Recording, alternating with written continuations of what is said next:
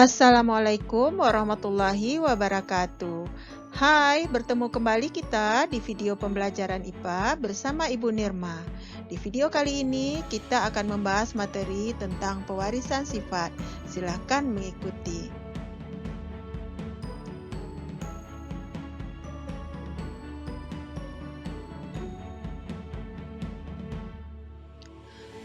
Tuhan menciptakan setiap makhluk di bumi dengan keistimewaan tersendiri. Setiap makhluk hidup merupakan individu unik yang berbeda dengan individu lainnya. Coba kalian perhatikan gambar dua anak kembar berikut. Menurutmu, apakah kedua anak kembar itu memiliki ciri-ciri fisik yang sama? Apakah kedua anak tersebut tidak memiliki perbedaan sedikit pun? Mungkin sepintas kita tidak melihat adanya perbedaan kedua individu itu.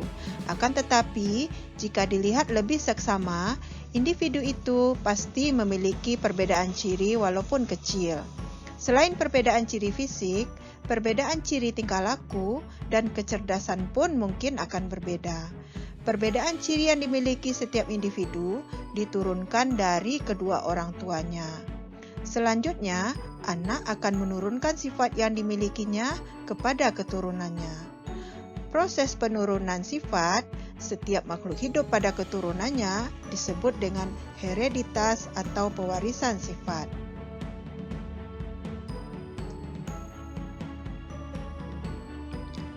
Sifat anak yang diturunkan dari kedua induknya telah ada sejak pertama kali terbentuknya zigot. Sifat yang dimiliki ayah akan bergabung dengan sifat yang dimiliki ibu saat terjadinya fertilisasi atau pembuahan, seperti yang pernah ibu jelaskan pada video pembelahan meiosis.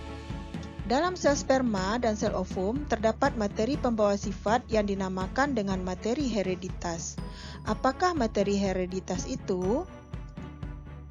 Materi hereditas merupakan materi yang menyimpan sifat atau informasi yang diturunkan kepada keturunannya, terletak di dalam nukleus atau inti sel. Perhatikan gambar berikut. Di dalam sel terdapat inti sel atau nukleus. Di dalam nukleus terdapat kromosom. Kromosom disusun oleh rantai-rantai DNA atau deoksiribonukleik asid yang berbentuk rantai ganda yang terpilin, disebut juga double helix. Di sepanjang kromosom terdapat gen.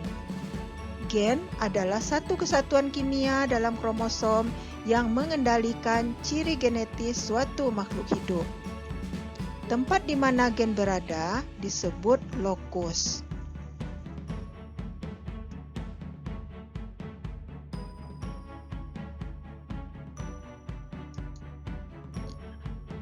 Jumlah dan bentuk kromosom pada setiap sel tubuh spesies makhluk hidup adalah tertentu. Jumlah dan bentuk kromosom manusia dengan kucing, katak, ayam, dan lain-lain pasti akan berbeda. Pada materi ini, kita akan bahas contoh kromosom pada manusia, seperti terlihat pada gambar. Manusia, pada setiap sel tubuhnya terdapat 46 buah kromosom atau 23 pasang kromosom. 46 kromosom tersebut berasal dari ayah 23 buah dan berasal dari ibu 23 buah. Karena terjadi fertilisasi, maka kromosom dari ayah dan kromosom dari ibu menjadi satu, sehingga seorang anak akan memiliki setengah dari jumlah kromosom ibu dan setengah dari jumlah kromosom ayah, atau 23 kromosom berasal dari ayah dan 23 kromosom berasal dari ibu.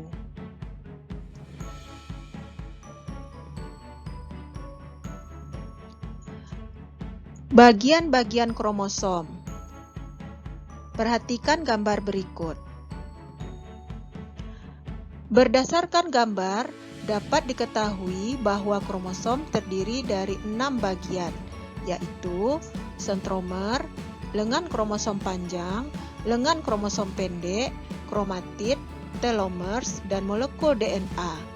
Sentromer merupakan pusat kromosom yang menghubungkan antara lengan kromosom. Letak sentromer berbeda-beda yang menggambarkan ciri khas dari kromosom tersebut serta menunjukkan lokasi gen.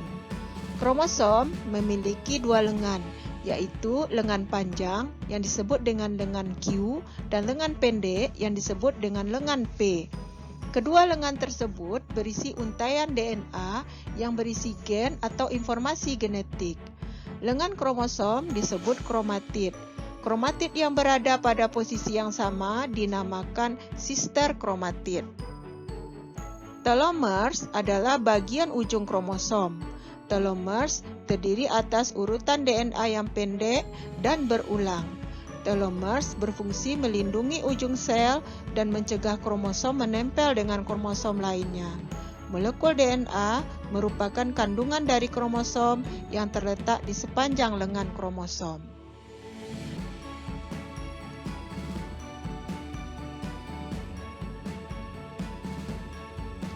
Selanjutnya, jenis-jenis kromosom. Ada 3, yaitu kromosom homolog. Kromosom homolog seperti terlihat pada gambar adalah kromosom yang berpasang-pasangan, selalu mempunyai bentuk, panjang, letak sentromer, dan struktur yang sama atau hampir sama.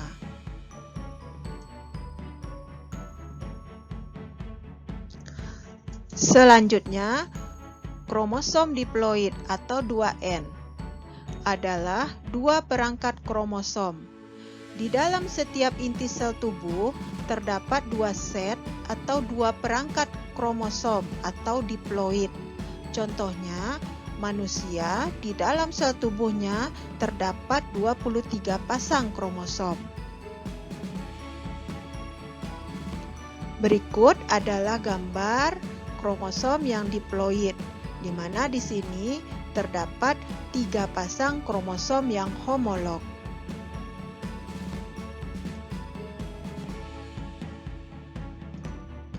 Selanjutnya, kromosom haploid atau N adalah kromosom yang tidak memiliki pasangan atau hanya memiliki seperangkat kromosom. Terdapat pada sel kelamin atau sel gamet. Contohnya manusia mempunyai 23 buah kromosom pada sel kelamin jantan dan sel kelamin betina. Berikut adalah gambar 3 buah kromosom yang haploid. Dia tidak mempunyai pasangannya.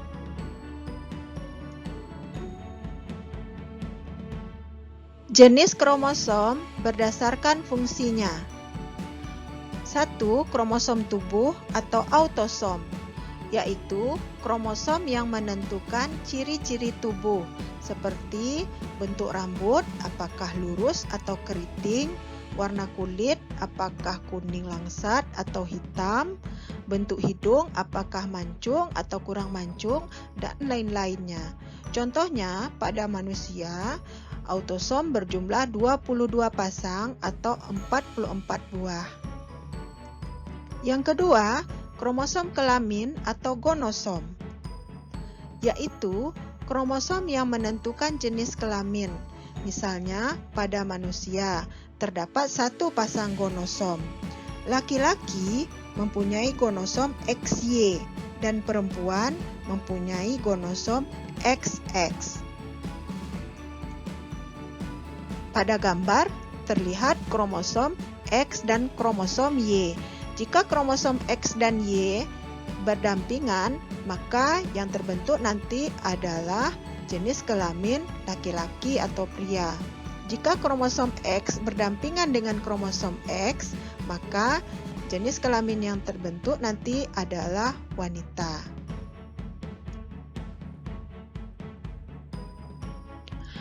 Bagaimanakah susunan kromosom laki-laki dan perempuan?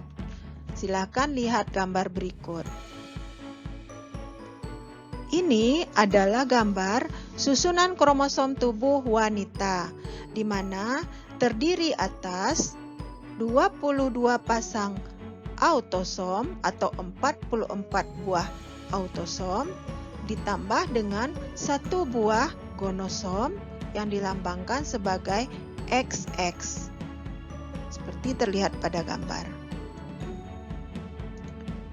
Selanjutnya, ini adalah gambar susunan kromosom tubuh laki-laki, di mana terdiri atas 22 autosom, 22 pasang autosom atau 44 buah autosom ditambah dengan satu pasang gonosom yang dilambangkan dengan XY. Pada gambar terlihat kromosom gonosom.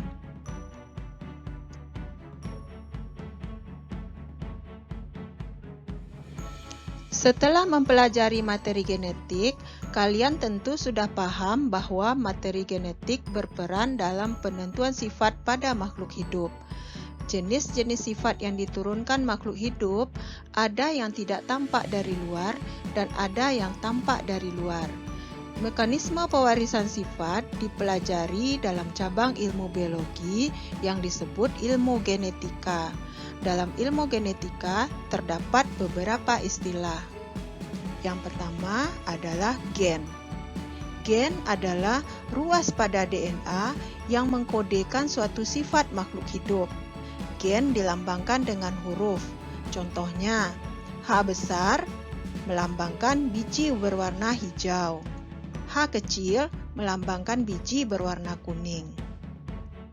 Alel adalah pasangan gen pada lokus yang sama dari kromosom homolog. Contohnya, B besar menunjukkan biji bulat. B kecil menunjukkan biji keriput. B besar merupakan alel dari B kecil.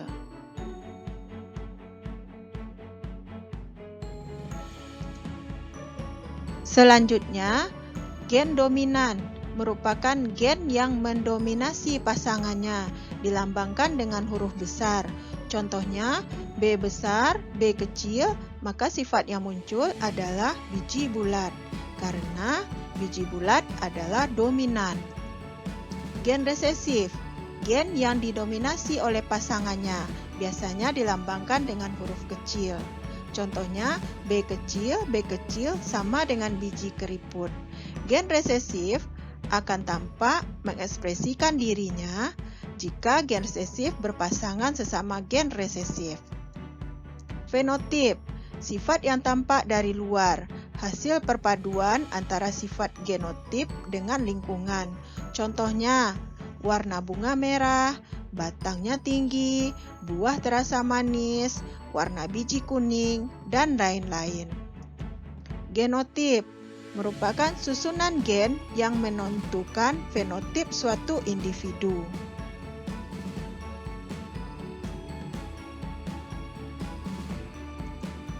Selanjutnya, homozigot. Homozigot merupakan pasangan gen yang sejenis.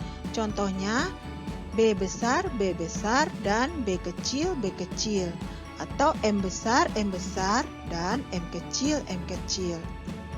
Heterozigot merupakan pasangan gen yang tidak sejenis. Contohnya, A besar, A kecil, B besar, B kecil, M besar, dan M kecil. Parental merupakan induk dari sebuah persilangan, disingkat dengan P besar. Filial merupakan keturunan dari sebuah persilangan, disingkat dengan F besar, di mana jika F1 berarti keturunan pertama, F2 merupakan keturunan kedua, dan seterusnya.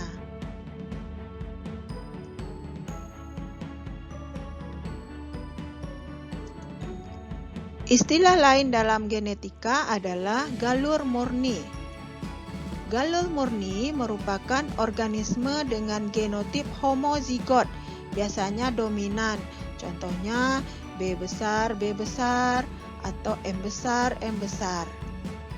Backcross merupakan persilangan antara F1 atau keturunan pertama dengan induknya yang dominan.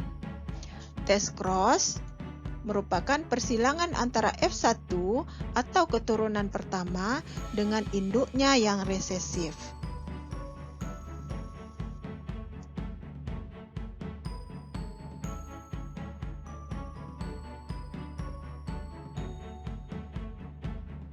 Sekian dulu pembelajaran kita kali ini. Pada video berikutnya, kita akan membahas mengenai persilangan atau hibridisasi. Terima kasih atas perhatiannya. Sampai jumpa kembali anak-anak ibu semua. Tetaplah bersemangat belajar di rumah. Jangan lupa like dan subscribe video ini ya. Ibu tutup dengan wassalamualaikum warahmatullahi wabarakatuh.